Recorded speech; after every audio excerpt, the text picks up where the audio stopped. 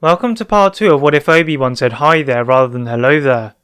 If you haven't seen part 1, I recommend you watch that first before watching this video. Link will be in the description below. Yoda ignited his blade as he stood in front of a tired Obi Wan. Looking at Vader, he could only see hatred. Clearly, he had felt the fall of Sidious too, and was now intoxicated by his newfound power. With a casual swipe of his hand, Vader force-pushed the Separatist corpses into the direction of the Jedi, which they elegantly dodged. Then, with a flick of his wrist, Vader performed a perfectly executed saber throw, which went around the walls of the room, causing sparks to fly out and alarms to go off. Sensing a potential trap, Yoda used the Force to open the other door to the room, moving him and Obi-Wan out. But as he did so, he saw dozens of clones descend from the sky, some dropping down from ropes, with others already on the ground. With Obi-Wan's fatigue becoming ever more apparent, Yoda knew the battle would not be won today. Closing the door and breaking the lock to buy more time, the duo moved along the network of bridges, silently dismembering any clones who blocked their path. Finally distancing themselves away from Vader and the clones, they bored their way off of the planet alongside R2-D2, allowing for Obi-Wan to regain some of his energy along the journey. Reconvening with Bail Organa, the trio discussed what to do next. Although Palpatine had fallen, he had managed to use his propaganda to infect the general public, resulting in the Jedi being regarded as traitors. There was no doubt Vader would use this as a platform to feed his own motives. However, politics was not his speciality. Attempting to use this slight advantage before Vader was able to dissolve politics altogether, they headed for Coruscant and the apartment of Senator Amidala.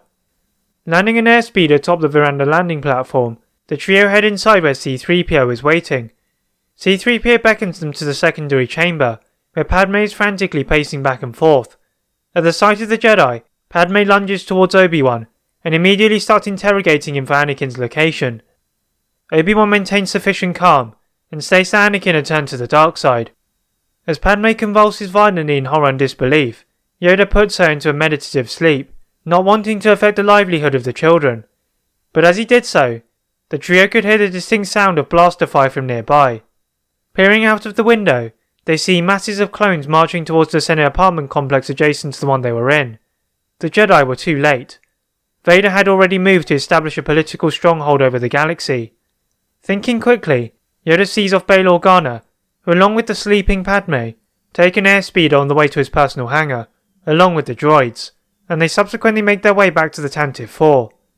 Yoda and Obi-Wan meanwhile descend the turbo lift in the apartment, attempting to assist any of the surviving senators.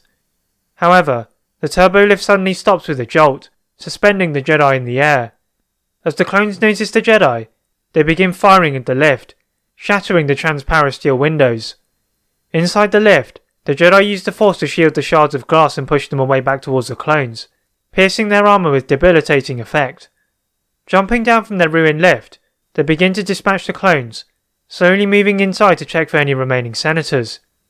Going through the haze of smoke and dust, they see several bodies of guards, with lightsaber wounds through their torsos. Yoda and Obi-Wan looked at each other in confusion.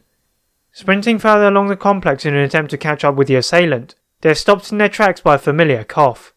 The towering machine of General Grievous rotated his skeleton, as he met the duo with a sneer. The insatiable thirst for blood remained. Moving towards his old foe Obi-Wan, he could only think about adding another trophy to his collection. Having recovered sufficiently from his duel with Palpatine, Obi-Wan was now used to the speed of Grievous, reading every strike, as Yoda aimed to find weak spots in Grievous via the use of the Force. Moving through the complex, Obi-Wan glanced at the environment ahead, and took a step back. Grievous looked at Obi-Wan in confusion, but was met by a large Force push from Yoda, sending him into the lowered ceiling behind him. Assuming a secondary form just in time to avoid Obi-Wan's blade, Grievous scurried away, made a hole in the window, and headed for a shuttle. As the normally reserved Obi-Wan expressed his frustration at letting the cyborg get away once more, Yoda contacted Bail Organa, noting that there were no surviving residents of the apartment complex. As Bail returns to pick them up, they return in time to witness Padme give birth to Luke and Leia without dying in childbirth, as she had not seen Anakin in his physical form as Vader, thus not triggering her ability to lose the will to live. For now, the Jedi would lie low, whilst the reputation of the Jedi was still heavily damaged.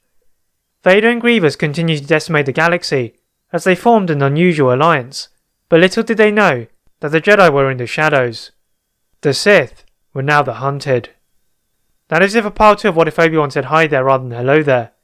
If you'd like to see a final episode, please like this video and subscribe for more tips. And as always, leave a comment on what if you'd like to see next. Thank you very much for watching, and see you next time.